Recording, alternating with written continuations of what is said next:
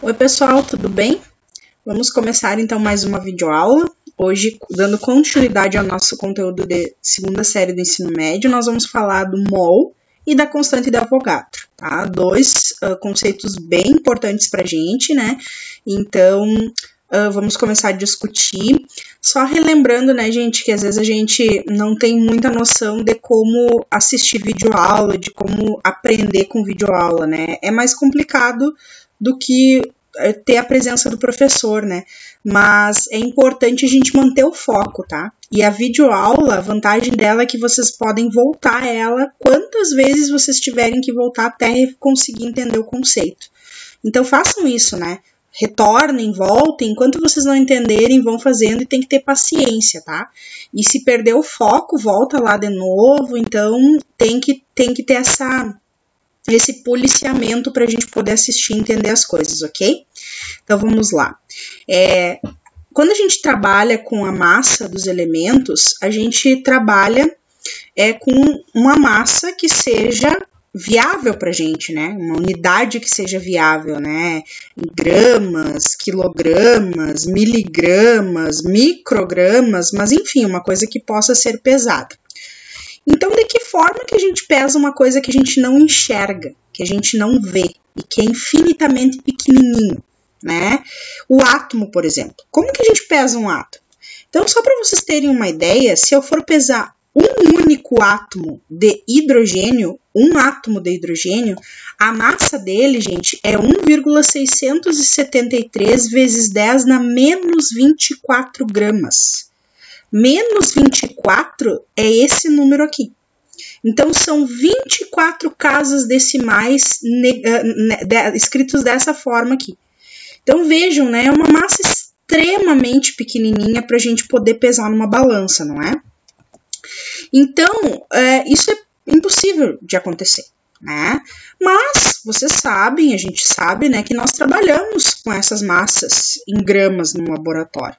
Então, como que isso é possível? Como que a gente consegue medir a massa de um átomo em gramas, sendo que essa massa, eu acabei de falar para vocês que é uma massa infinitamente pequena, tá?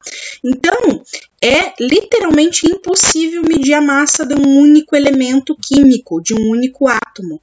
Porém, gente, nós conseguimos medir uma certa quantidade de átomos, tá? Então, de um único elemento químico não dá. Mas se eu reunir uma certa quantidade de átomos na balança do mesmo elemento químico, eu consigo pesar a massa desse átomo e pesar ela em gramas. Então, de que forma que isso acontece? No caso dos átomos ou das moléculas ou íons, né, que são partículas muito pequenininhas, essa certa quantidade a qual eu estou me referindo é esse número aqui, ó, 6,022 vezes 10 na 23. Se eu tirar esse número da notação científica que ele se encontra, né, lembrando, né, para quem não lembra, isso aqui, assim como naquele exemplo do hidrogênio, eu esqueci de comentar, isso aqui se chama notação científica. A notação científica ela é usada para abreviar números muito grandes ou números muito pequenos, né? Então, lá no exemplo do hidrogênio, já pensou se a gente tivesse que toda vez que escrever um número muito pequeno, escrever aquela quantidade enorme de zeros, né? Ou nesse caso aqui, ó, se eu abrir esse número aqui, olha só o tamanho desse número. 6,02 vezes 10 na 23 são 6 sextilhões de partículas. Então, eu uso, ao invés de escrever, toda vez que eu tiver que usar esse número aqui, eu ter que escrever esse monte de zero, eu abrevio usando a notação científica, que é a base 10, né? Sempre usando a base 10, e isso aqui é a potência, né? Então, isso aqui significam 23 casas decimais, que, então, eu abrindo esse valor aqui, é isso aqui, ó. Certo? Esse número, gente, ele é uma constante e ele é denominado constante de Avogadro, tá? Que é esse cientista, esse físico italiano, que o nome dele, na verdade, o nome completo dele é Lorenzo Romano Amedeo Carlo Avogadro. Amém, né? É uma oração. Então, esse cientista aqui foi quem descobriu essa relação, por isso o nome da constante é constante de Avogadro. Então ele descobriu que quando a gente reúne essa quantidade de partículas, 6,022 vezes 10 a 23 partículas, a gente consegue transformar aquela unidade de massa atômica que a gente viu no vídeo anterior, da massa atômica dos elementos, em gramas. Então, eu não tenho mais uma coisa que eu não consiga pesar. Eu junto esses 6 sextilhões de partículas e eu consigo, então, pesar numa balança em gramas, em miligramas, enfim, tá?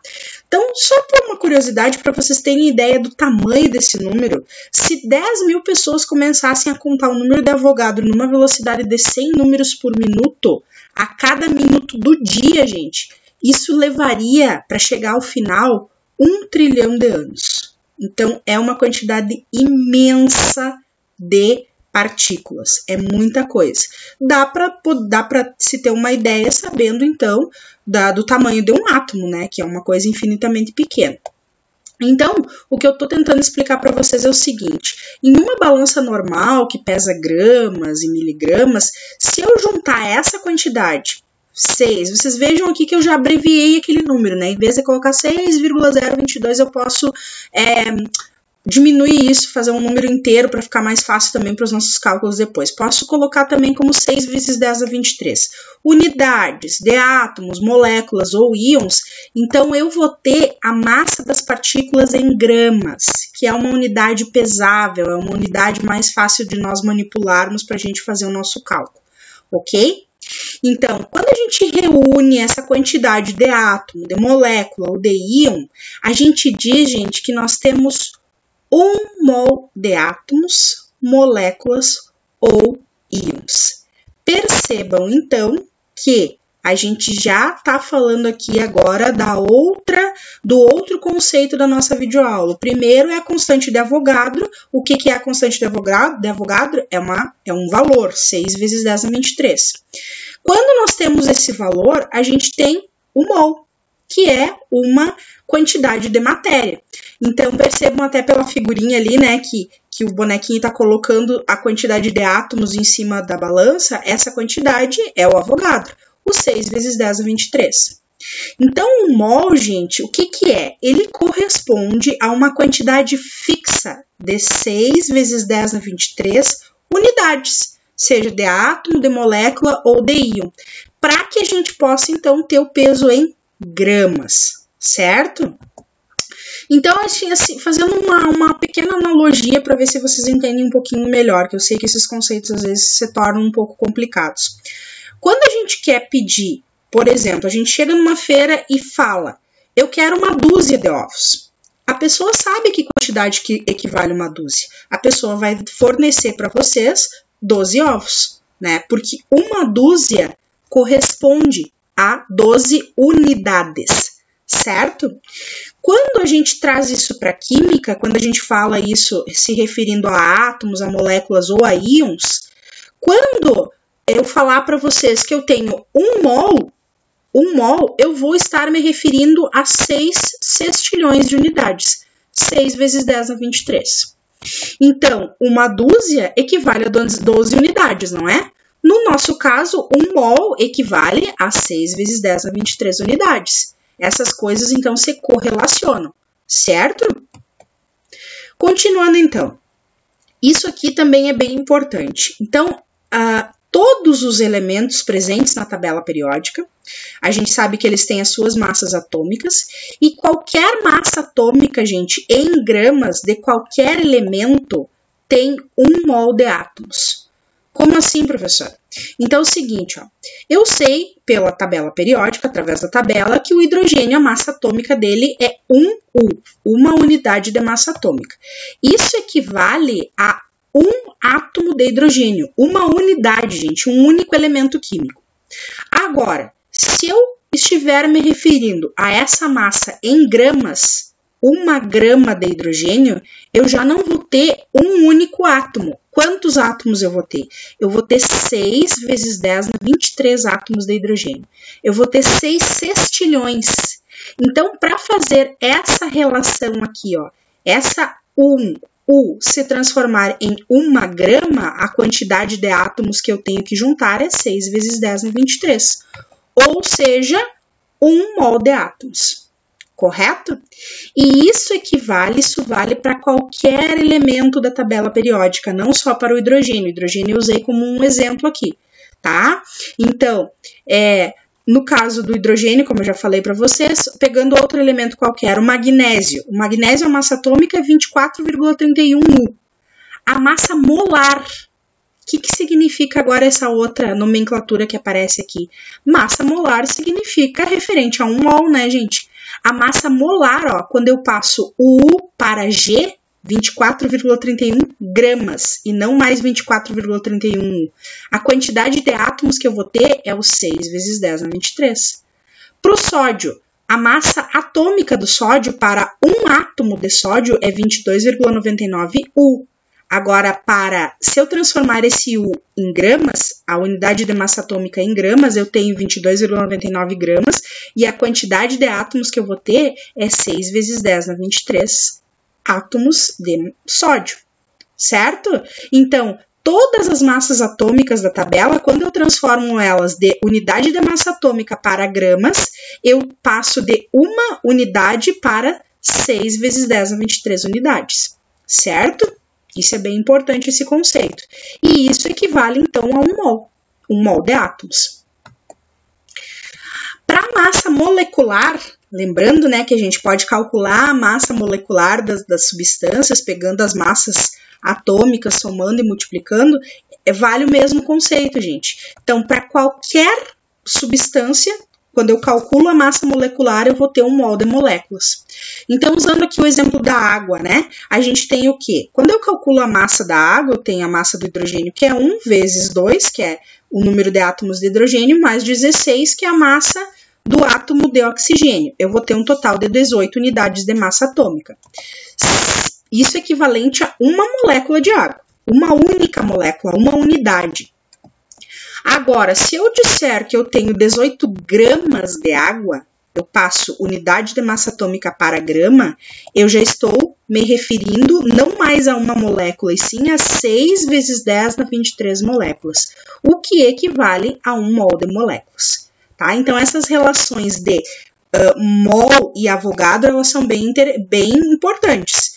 1 mol equivale a 6 vezes 10 na 23, o que? Massa de átomos ou massa de moléculas, certo? A mesma coisa aqui que a tabela anterior, ó. O HCl, a massa molecular dele é 36,5 U, somando a massa do hidrogênio com a massa do cloro. A massa molar do HCl é 36,5 gramas. Aqui eu tenho uma molécula de HCl, aqui eu tenho 6 vezes 10 na 23 moléculas de HCl. A massa da glicose é 180 U, somando as massas de carbono, hidrogênio e oxigênio e multiplicando pelos seus números aqui. Quando eu tenho 180 gramas, eu passo de uma molécula para 6 vezes 10 na 23 moléculas. E a mesma coisa para o CH4. A massa do CH4, a massa molecular do CH4 é 16U. A massa molar é 16 gramas.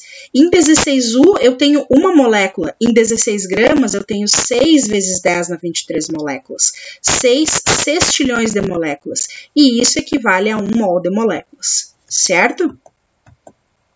Resumindo, então, gente, o que eu preciso compreender desse blá blá blá todo? Eu preciso compreender que o número de Avogadro ou constante de Avogadro é a quantidade de átomos, moléculas que existem na massa atômica de um elemento expressa em gramas, certo? E esse valor, essa quantidade é o número do Avogadro, que é essa constante, que é 6 vezes 10 na 23. E isso equivale a 1 mol dessas partículas. É isso que eu preciso saber. Essa relação de 6 vezes 10 na 23 equivale a 1 mol e vale para qualquer massa dos átomos da tabela ou qualquer massa que eu calcule das moléculas é bem importante para poder realizar os cálculos, ok? Então, vamos a alguns exemplos desses cálculos que eu tanto falo. No primeiro, a gente tem o seguinte, ó. Quantos átomos de carbono existem em 12 gramas desse elemento? Como que eu respondo essa pergunta? Bom, se eu procurar o carbono na tabela periódica, eu vou achar a massa dele ali, ó, 12,011. eu sei que eu vou usar esses números abreviados, né? Então, a massa é 12, para eu fazer a abreviação dessa massa é 12 gramas. Então, gente, o que nós percebemos? Que a massa dada pelo problema é exatamente a massa do átomo na tabela. 12, não é? Então, com toda certeza eu posso dizer que o número de átomos presentes nessa quantidade em gramas desse elemento é 6 vezes 10 a 23 átomos, certo? Então, é só fazer a relação, né? Em 12 gramas de carbono eu tenho 6 sextilhões de átomos. Para as moléculas, quantas moléculas de ácido sulfúrico, H2SO4, existem em 98 gramas dessa substância? Já me dão as massas atômicas ali, ó, 1 grama de hidrogênio, de enxofre, que é o S32, de oxigênio, que é 16 gramas, que é o oxigênio. Percebam que ele já está dando em grama aqui, ó, já não é mais o U, né? Então, como eu tenho uma molécula, a primeira coisa que eu preciso fazer é calcular a massa molecular. Então, é o que eu vou fazer, ó, a massa do hidrogênio vezes 2, porque são 2 hidrogênios, mais a massa do enxofre, 32, mais a massa do oxigênio, 16, vezes o número de oxigênios, 16 vezes 4. 1 vezes 2, 2, mais 32, 16 vezes 4, 64, eu tenho um total de 98 gramas, ó. Então, percebam que a massa molar que eu calculei é exatamente igual à massa fornecida pelo problema. Então, eu posso dizer com toda certeza que nessa quantidade, nessa massa dessa substância, eu tenho 6 vezes 10 a 23 moléculas. Então, quando as massas são iguais, gente, basta eu responder com a constante de Avogadro, ou moléculas, ou átomos, se for o caso. No exemplo 3, diz o seguinte: quantos átomos de cálcio existem em 100 gramas dessa substância? Se a gente procurar o cálcio na tabela periódica, a massa dele está lá, ó, 40 gramas. Então, ó, não é mais a mesma massa. Em 40 gramas de cálcio, eu sei que eu tenho 6 vezes 10 a 23 átomos, porque toda a massa da tabela vai ter essa quantidade de átomos, que equivale a 1 mol de átomos, sempre a mesma relação, certo? Massa da tabela tem essa quantidade de átomos, que equivale a 1 mol. Agora, na massa que o problema está me pedindo, 100 gramas, eu não sei quanto que eu tenho. Eu sei que eu tenho, em 40 eu tenho isso aqui. Em 100 eu vou ter quantos? Bom, em 100 gramas de cálcio eu vou ter X. E aqui entram as famosas regras de 3. Isso aqui é uma relação. A regra de 3, por que ela é chamada assim? Porque eu tenho 3 valores e uma incógnita, um X. O que é o X? O X é a minha pergunta. O X é o que eu vou calcular. Quantos átomos de cálcio? X, certo? Para resolver uma regra de 3, a gente faz uma multiplicação cruzada. Então, essa multiplicação cruzada significa multiplicar o x, nesse caso desse problema, x por 40, e 100 por 6 vezes 10 a 23. Então, eu vou ter x vezes 40 igual a 100 vezes 6 vezes 10 a 23. Tá? Aqui eu tenho uma multiplicação com notação científica, não tem mistério. Eu deixo a notação científica aqui, do ladinho do número, porque ela faz parte do número, mas eu não vou trabalhar com a potência e com a base 10. Eu só vou trabalhar com o número que está aqui na frente. Então, basta eu multiplicar esse 6 aqui pelo 100. Como que fica isso aqui? X vezes 40 igual a 100 vezes 6, 600. Vezes 10 na 23, porque eu sempre vou conservando a potência aqui, embora ela não entre diretamente no cálculo, né? Porque ela faz parte do número. E agora, o que eu faço? Eu tenho que isolar o x, né, gente? De que forma que eu isolo esse x?